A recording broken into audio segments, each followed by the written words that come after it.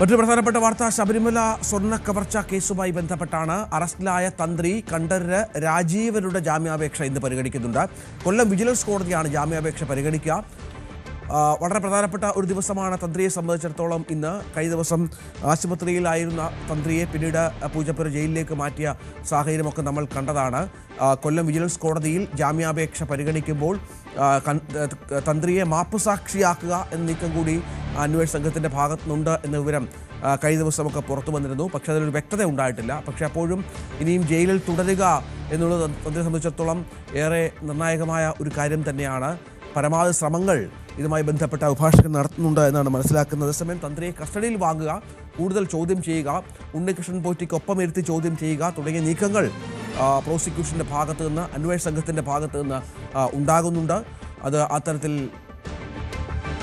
മുന്നോട്ട് പോവുകയും ചെയ്യും. വിനീഷ് ഏറ്റവും പുതിയ വിവരങ്ങളുമായി ചേരും. വിനീഷ്, എന്താണ് പ്രോസിക്യൂഷൻ തന്ത്രിക്ക് ജാമ്യം നിഷേധിക്കാനായി മുന്നോട്ട് വെക്കുന്ന വാദമുഖങ്ങളിൽ പ്രധാനപ്പെട്ട ഒന്ന്?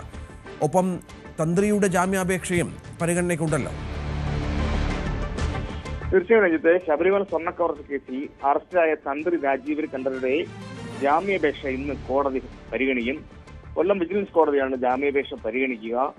കഴിഞ്ഞ ദിവസം തന്ത്രിയെ കോടതി റിമാൻഡ് ചെയ്തതിന് പിന്നാലെയായിരുന്നു തന്ത്രി ജാമ്യാപേക്ഷയും കോടതിയിൽ സമർപ്പിച്ചത്. തുടർന്നും ജാമ്യാപേക്ഷ 13-ന് പരിഗണിക്കാനായി കോടതി മാറ്റുകയായിരുന്നു. തന്ത്രിക്ക് സ്വർണ്ണക്കവർച്ചയിൽ പങ്കില്ല എന്നും തന്ത്രിയെ കുടുക്കിയതാണെന്നുമാണ് പ്രതിഭാഗം അഭിഭാഷകൻ കോടതിയിൽ വാദിച്ചത്. എന്നാൽ തന്ത്രി ആചാരലംഘനം നടത്തിയെന്നും സ്വർണം കൊണ്ടുപോകാൻ മൗനാനുവാദം നൽകിയെന്നുമായിരുന്നു റിമാൻഡ് റിപ്പോർട്ടിൽ പറഞ്ഞിരുന്നതും.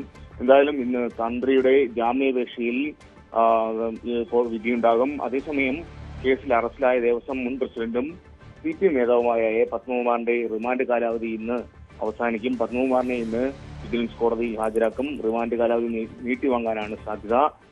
എന്നാൽ തന്ത്രിക്കായിട്ട് കസ്റ്റഡി അപേക്ഷ ഇന്ന് സമർപ്പിക്കില്ലെന്നും നമുക്കറിയാൻ കഴിയുന്നുണ്ട്. രഞ്ജിത്ത്, അതാണ് സാഹചര്യം. ഏതായാലും തന്ത്രിക്കും ഇന്നേറെ നിർണായകമായ ദിവസമാണ്.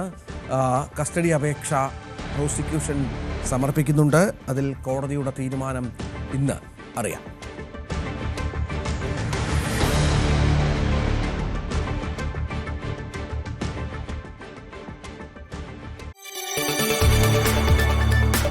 കൂടുതൽ വാർത്തകൾക്ക് News 18 Keralam YouTube channel subscribe ചെയ്യുക.